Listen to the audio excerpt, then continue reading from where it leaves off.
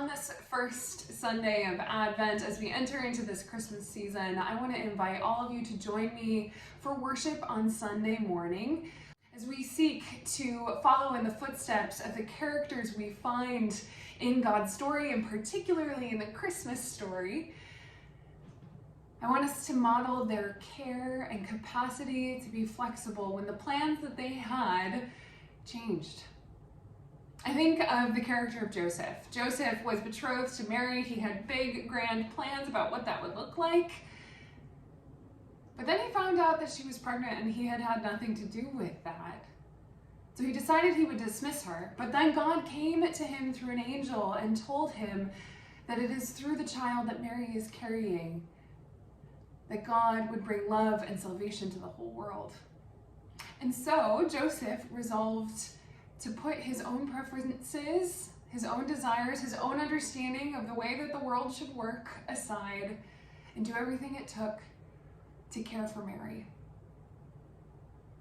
As we follow in his footsteps as a character in God's story, as we seek to share that love and light of Jesus Christ in our world, I want to invite all of you to worship this Sunday.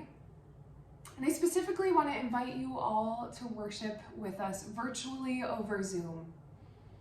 We're encouraging you to join us virtually over Zoom so that we can continue to care for the community that God has called us to. The community that we have been called to share the light and love and life of Christ. And this is particularly important as we see the ways that the coronavirus is spreading nearby.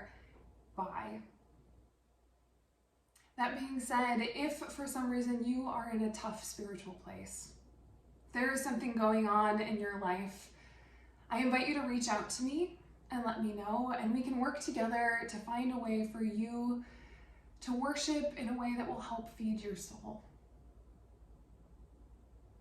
Because I think that's really important in this season. This Sunday of Advent, the first Sunday of Advent, we are going to be lighting together on our Advent wreath a candle of hope.